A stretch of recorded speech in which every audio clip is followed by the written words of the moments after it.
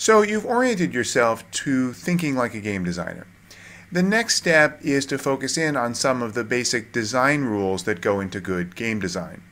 The first of these is the player journey. We've talked about thinking of your customers or your audience as players. Part of what that means is realizing that the player is engaged in an experience. The player is going through a journey in playing your game. And the game doesn't have to give them a 3D virtual environment where they are getting in a car or on a horse and riding around a territory to have that journey. The journey is the conceptual path that they follow through the game.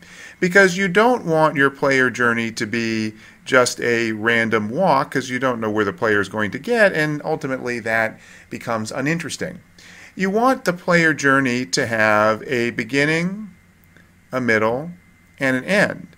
And ideally, those are in some sort of progression. The player always starts at the beginning.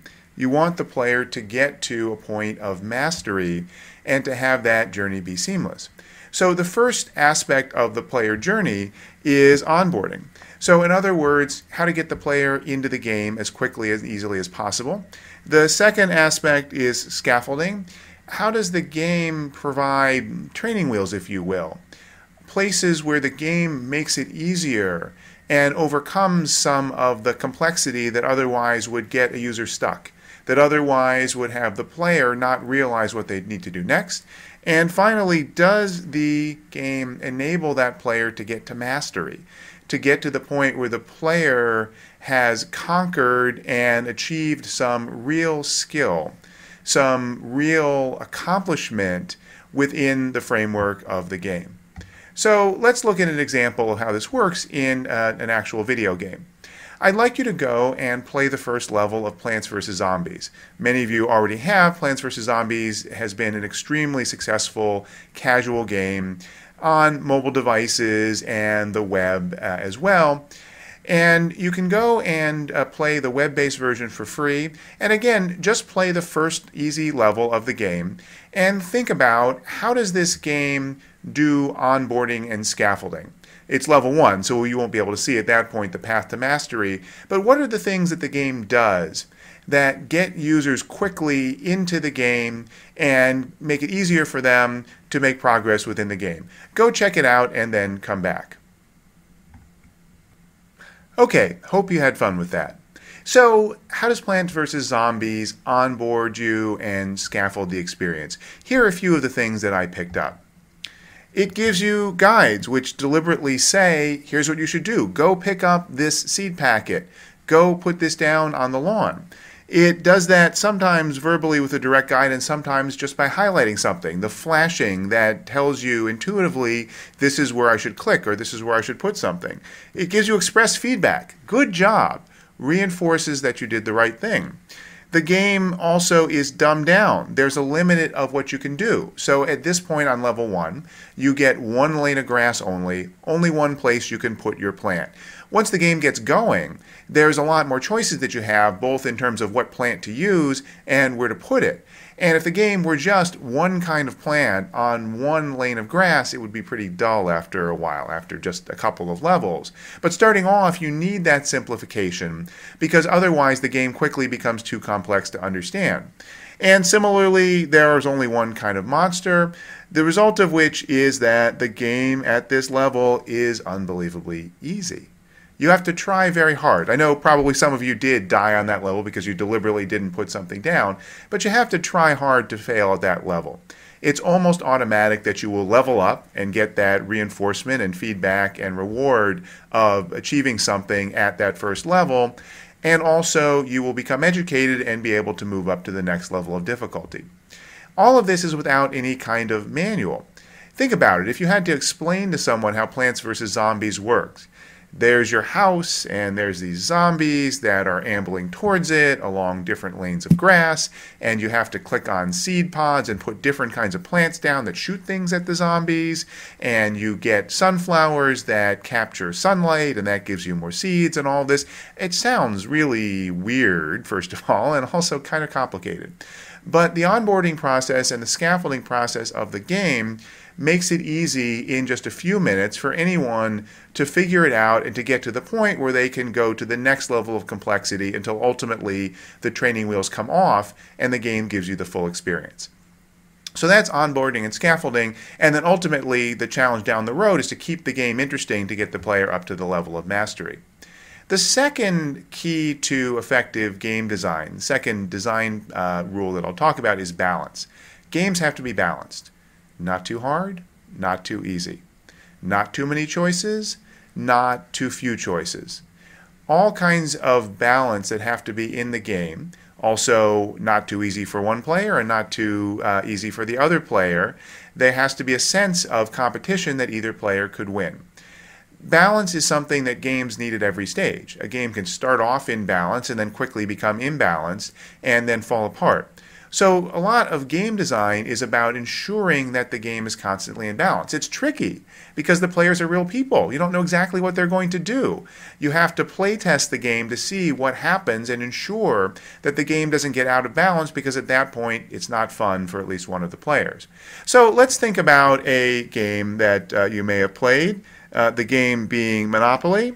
You see it back there behind me on the shelf. And in Monopoly, you go around this game board that has 4 sides, and it's divided up into various tiles. And there are properties and things like railroads and utilities and places you draw cards and so forth at different places here on the board. And all of those things have prices associated with them, or at least the houses do, and the properties do, and they're varied. So think about it. What if Boardwalk, as I recall, Boardwalk is somewhere down over here. If Boardwalk cost twice as much, how would the game change? Well, it would be a whole lot better if you owned Boardwalk and a whole lot worse if you didn't. And it's impossible for me to say in the abstract, is the price of Boardwalk too low or too high? But if you play the game enough times, you will find out at a certain price it's too high. The game is ultimately not going to be fun for whoever doesn't get Boardwalk. That's just a matter of chance. The game will be out of balance. So with all of the properties in the game, the challenge is keep the numbers in balance so that it's fun for people to play, and also people of different skill levels. The other piece of balance, which is not quite so obvious, is this square right here, which in Monopoly says go on it. And as you probably know if you play Monopoly, when you pass go, you get $200. Whoopee for me, I get $200. Why is that in the game? Why does the game have to give you money? The reason is balance. The reason is that if money were not continuously injected into the game, the players would quickly run out. There's not enough money built into the game to keep it going given all the properties you have to buy. And if the game started you off with 2 or 3 times as much money as you started with, then the game would be too easy. So the game has to keep the economy in balance. It's like a real economy. People are buying things and people are getting money. And if the balance between those two things gets out of whack, we have inflation. Or it becomes too difficult for people to buy things, and then we have something like a recession. So the game of Monopoly has to maintain balance in the virtual economy by injecting $200 into the economy each time you pass go. That's the function of that within the game. It's all about balance. So same thing in gamification. If you're trying to encourage people to do something on your website, or trying to encourage your employees to engage in some practice, it needs to always be designed in a way that's not too hard, not too easy, doesn't necessarily favor one group systematically over another. Third design rule for gamification is to create an experience. And this is at some level implicit in the notion of gamification being about games. But you want to take something that is not game-like and make it feel game-like by creating an integrated experience. So here is Turntable.fm, a site that lets people listen to music. Well, that's a common thing on the web. But what Turntable.fm did in very clever ways was essentially gamify this experience. So you go to this website, and there's some music that's playing here. Here's the song that happens to be playing.